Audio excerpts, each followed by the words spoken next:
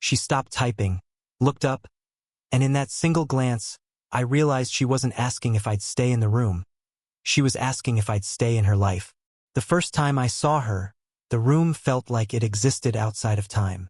The only light came from the soft blue of her laptop screen and the small desk lamp glowing like a tired star. Papers lay scattered in quiet chaos. A half-empty mug of coffee, the faint scent of jasmine tea, and the steady rhythm of typing filling the air. She didn't notice me at first. Her attention was absolute, every keystroke purposeful, her expression calm but unreadable. I stood by the doorway, unsure whether to interrupt or just watch. Something about the way she moved, unhurried, confident, completely absorbed, made me hesitate. There was an ease to her solitude, like she had long since made peace with silence. The hum of the air conditioner mixed with the faint sound of rain outside. She leaned forward, the light catching a few strands of hair that had escaped her clip. Her eyes followed invisible thoughts across the screen, and for a moment I wondered what stories lived in her mind. What words were strong enough to hold her there so completely? When she finally noticed me, it wasn't with surprise. She just paused, fingers still resting on the keyboard, and turned her head slowly. Her gaze met mine, calm, assessing, but not unkind. There was a depth in those eyes that made me forget what I'd meant to say. "Did I lock the door?" she asked, her voice low and steady, like someone who'd already guessed the answer. I shook my head. "No, you didn't." A faint smile touched her lips. Not playful, not distant, just knowing. She looked back at her screen. "You shouldn't sneak up on people when they're working." "I wasn't sneaking," I said quietly. "Just waiting." She didn't reply, only resumed typing, the sound echoing softly. I stepped further into the room, drawn closer by something I couldn't name. Maybe it was the contrast, her stillness against my uncertainty. Maybe it was the way her presence seemed to fill the air, calm but charged. Up close, I noticed the small details. The faint ink smudge on her fingers, the delicate lines near her eyes that told stories of laughter and late nights. There was beauty in how unguarded she was when focused, and I couldn't look away. Finally, she stopped again, her fingers hovering above the keyboard. Without turning, she said, "If you're going to stand there, at least say something." I took a slow breath, realizing how easily her voice could disarm me. I didn't want to interrupt. She glanced back once more, eyes soft this time. "Then don't. Just don't make silence awkward." And just like that, the distance between us shifted, not physically but something subtler. I wasn't just an observer anymore. I was part of the quiet, part of her evening rhythm. In that dim room filled with typing, tea, and rain, I felt the smallest beginning of something that didn't need words yet. Something that felt like it could last. The days that followed felt like a quiet ritual. I'd stop by her office most evenings, sometimes with an excuse, sometimes without one. She never asked why I came, and I never explained. There was an understanding between us, built on the kind of silence that doesn't need defending. She was always working, her desk a mosaic of notes, drafts, and coffee rings. The steady tapping of her keys became familiar, like a song I didn't know I'd memorized. I'd sit near the bookshelf, pretending to help organize old manuscripts, but really, I was watching her. The way her concentration softened when she exhaled, the way her expression shifted when she reread her own words. It started with small talk. The weather, the music she played quietly from an old speaker, the way she said she preferred mornings because the world hadn't started lying yet. I laughed the first time she said that, but she just smiled faintly, as if she meant every word. "People are more honest before breakfast," she added one night, eyes still on her screen. By noon, they've already decided what face they'll wear for the day. There was something about the way she said things, half observation, half confession, that made me want to stay and listen longer. She carried stories in her tone, the kind you couldn't find written anywhere. Sometimes, when she handed me papers to review, our fingers brushed. Once, her hand lingered just a second too long. It was nothing, maybe accidental, but it stayed with me for hours afterward, the warmth of that fleeting contact echoing long after I left the room. One evening, The city outside was restless. Traffic lights blinking through the blinds, the faint hum of rain beginning again. She leaned back in her chair, stretching slightly, her cardigan slipping off one shoulder. "Do you ever feel like life's waiting for you to catch up?" she asked softly. I looked at her, unsure how to answer. "All the time." She smiled. Not at me, but to herself. Good. I was starting to think it was just me. There was a tenderness in her voice that didn't need explanation. The room felt smaller, warmer. Even the silence between us felt deliberate, like we were both listening for something we didn't yet have the courage to name. The distance between her desk and my chair started to feel less like space and more like timing. Every night I stayed a little longer, waited a little later. I'd tell myself I was helping, but deep down, I knew I was drawn to the way she made the ordinary feel alive. How the flicker of her lamp and the soft clack of her keys could make even the quiet hum with meaning. And though nothing had been said, I knew something had begun. Not with a word or a touch, but with the slow, steady rhythm of two people learning how to exist in the same silence. It was late, later than either of us had planned to stay. The rain outside had grown heavier, tapping gently against the windows like it was trying to be let in. The lamp on her desk threw a soft circle of light, turning everything beyond it into a blur of shadow. She was typing again, this time slower, her fingers moving as if each word demanded its own breath. I sat nearby, half reading a document, half watching her reflection in the darkened glass. The glow from her screen painted her face in silver, calm, intent, beautiful in the kind of way you only notice when the world is quiet. Then I saw it, her hesitation. She stopped mid-sentence, staring at the blinking cursor. Her fingers hovered above the keyboard, trembling just enough for me to notice. She sighed softly, the kind of sigh that comes from remembering something you wish you hadn't. I leaned in slightly, curious. Writer's block. She didn't look at me. "No," she said after a pause. "Just writing something I probably shouldn't." Her tone carried a weight that made the air feel tighter. I stood and walked closer, drawn by the unspoken edge in her voice. The document on her screen was half finished. A letter, I think. The words I managed to glimpse before she noticed were soft but raw. Something about regret. Something about someone she once trusted. I stopped reading. "Sorry," I murmured. "I didn't mean to." She turned her head slightly, cutting me off without anger, just presence. "You shouldn't look at drafts that aren't ready." Her voice was low, steady, but I could hear the tremor beneath it. Not from irritation, but vulnerability. The kind of vulnerability that comes from being seen too soon. For a moment, neither of us moved. I stood behind her chair, close enough to see the faint reflection of my face beside hers in the laptop screen. Her perfume, soft, a little floral, a little like cedar, drifted up as she leaned back. My breath caught before I could stop it. There was no sound but the rain, no movement except the gentle rise and fall of her shoulders. She finally turned, her eyes meeting mine. "Curiosity's dangerous," she said, her lips curving into the faintest of smiles. "I know," I whispered. Her gaze lingered longer than it should have, long enough to make my pulse stumble. Then she looked away, saving the moment before it became something neither of us could undo. She closed the laptop gently, as if sealing away what had almost escaped. The room fell into a softer kind of silence. Not awkward, not cold, just full. And as I stood there, trying to steady the rhythm of my breathing, I realized something had shifted between us.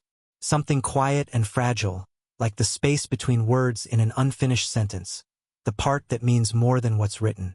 The next morning, the air carried that half-light feeling of a day that hadn't fully decided what it wanted to be. Clouds hung low outside the window, and the faint smell of roasted coffee filled her kitchen. She had traded her formal calm for something simpler. Hair loosely tied back, sleeves rolled, the faintest trace of sleep still lingering in her voice. When I arrived, she was already there, pouring 2 cups.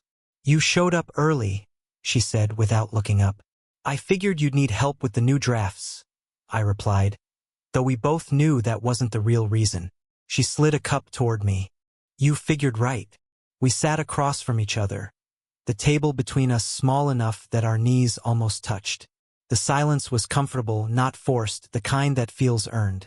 Steam rose between us, curling like soft smoke, carrying the scent of something both grounding and intimate. You didn't ask about the letter, she said suddenly, her voice steady but quiet. I figured if you wanted me to know, you'd tell me. She gave a faint smile, one corner of her mouth lifting. You're good at that. At what? Waiting for people to say things they're not sure they should. The way she said it wasn't casual. There was weight there, like she wasn't talking about just the letter anymore. She turned her mug in slow circles, watching the swirl of coffee as if reading a secret there. You remind me of when I used to believe things would last, she murmured. I looked up, surprised by the softness in her tone. What changed? Her gaze drifted toward the window. The light caught her eyes just enough to reveal the trace of something deeper. Not sadness exactly, but memory. Life, she said finally. It always changes before you're ready for it to. I wanted to say something, to ask, to comfort, but I didn't. Instead, I let the silence hold her words like they mattered. She looked back at me then, her expression gentler, her guard slightly lowered. Don't look at me like that, she said with a quiet laugh, trying to shake off the weight of her own honesty. Like what? Like I'm something tragic. I smiled faintly. You're not. You just feel real.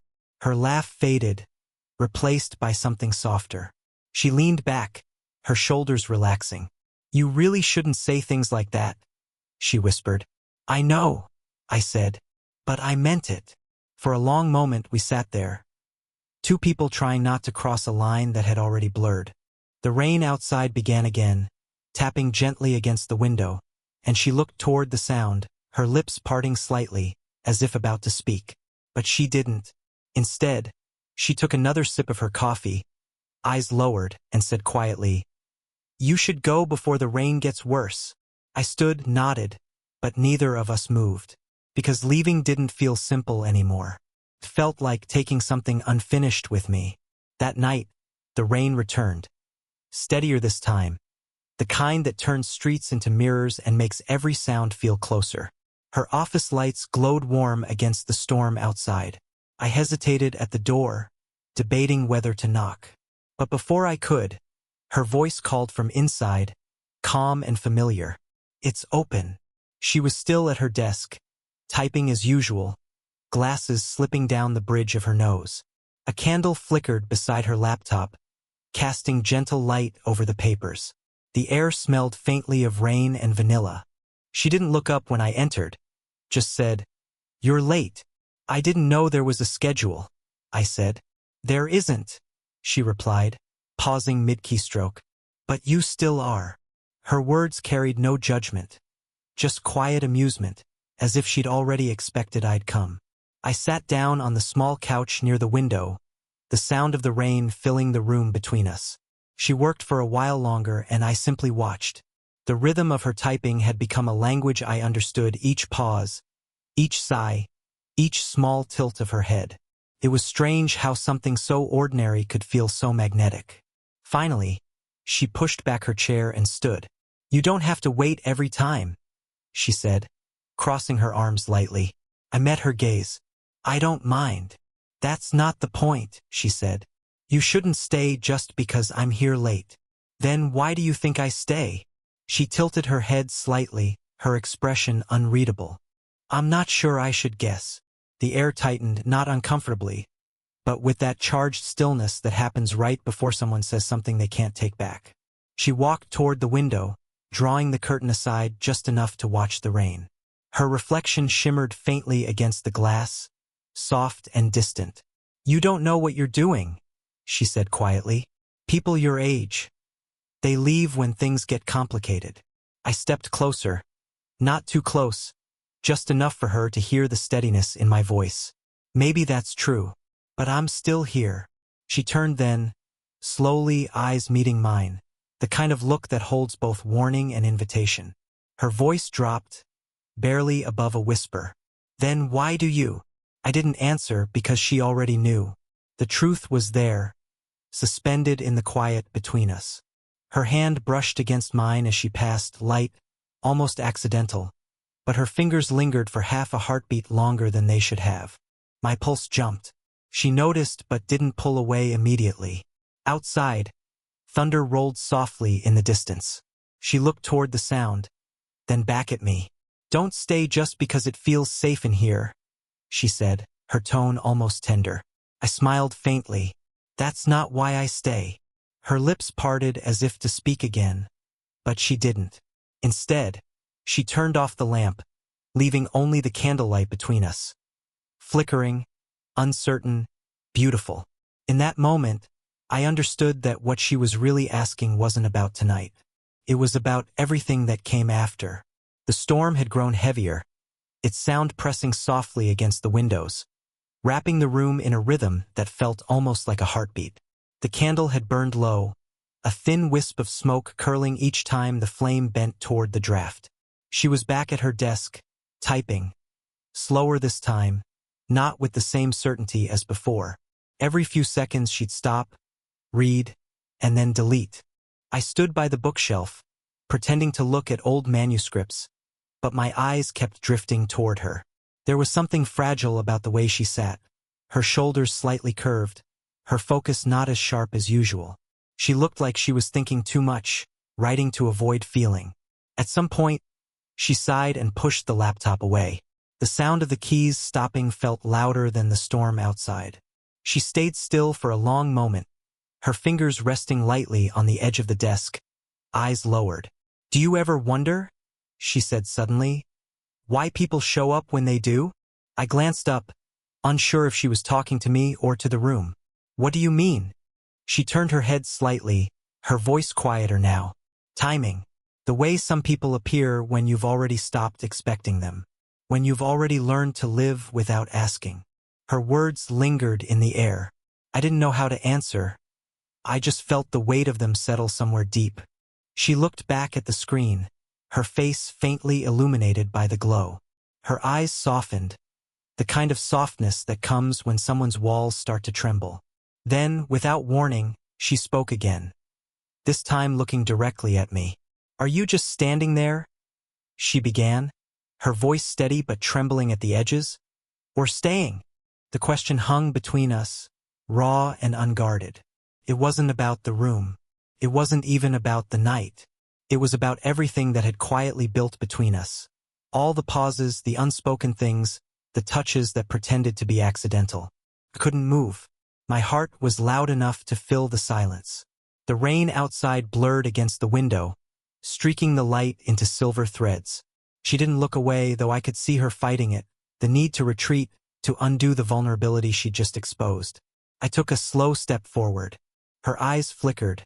Not fear, not expectation, just quiet waiting. "Staying?" I whispered, though the word barely found its voice. But she didn't smile, didn't speak. She only breathed, slow, deliberate. And in that breath, I felt both relief and ache. Because staying wasn't just about being there. It meant being seen completely. And for both of us, that was terrifying. The candle flickered once more before going out, leaving only the soft light of her screen and the truth that could no longer be undone. For a moment, neither of us moved. The power flickered once, briefly, and the screen dimmed before steadying again. The storm outside had softened, the kind of rain that feels less like weather and more like music in the background of a moment that shouldn't end. She turned back toward her desk, her eyes distant, though not cold. The tension that had filled the air minutes ago now lingered as something gentler, fragile, like the echo of a heartbeat that had just learned to slow down. "I didn't expect you to answer," she said quietly. I stepped closer, my voice low. "You asked." A faint smile ghosted across her face. The kind that disappears before you can be sure it was there. People don't always answer what they're really asked. Her hand was resting near the edge of the desk. I hesitated for a moment, then placed mine beside it. Not touching, just close enough for warmth to cross the distance. The space between our fingers felt alive, charged, trembling with everything we hadn't said. She glanced at our hands, then at me. "You don't know what this means," she whispered. I don't have to know, I said. I just want to stay. Her breath caught, barely audible but enough. Slowly, she reached for her mug, but her fingers brushed against mine first. It wasn't deliberate, but she didn't pull away. Her skin was warm, delicate. The contact was small, yet it held the weight of every night we had spent circling the same silence. The rain light shimmered through the window, drawing soft lines of silver across her face. She leaned back slightly, her gaze steady now. You'll regret this, she said, though her tone was softer than her words. Maybe, I said, but not tonight. She studied me for a long moment, and then something in her expression shifted, the kind of surrender that doesn't look like giving up, but like finally breathing. She gestured toward the chair beside her. Then stay. I sat down. The air between us felt different, lighter, yet deeper somehow. She reopened her laptop, but this time she didn't start typing. Instead, she closed her eyes briefly, listening to the sound of the rain. Her hand rested on the desk, inches from mine. Neither of us spoke. There was no need. The quiet filled in everything language couldn't. After a while, she said softly, You know, it's easier to write about someone when they're not sitting right beside you. Then don't write, I murmured. Just be here. She smiled, eyes still closed. You make it sound simple. Maybe it is. For the first time, she didn't argue. She leaned slightly toward me. Not enough to touch, just enough for her warmth to reach across the space between us. The rain kept falling. The screens glowed softly. And in that still room filled with half-written words and quiet understanding, we both stayed. Not because we had to, but because we finally wanted to.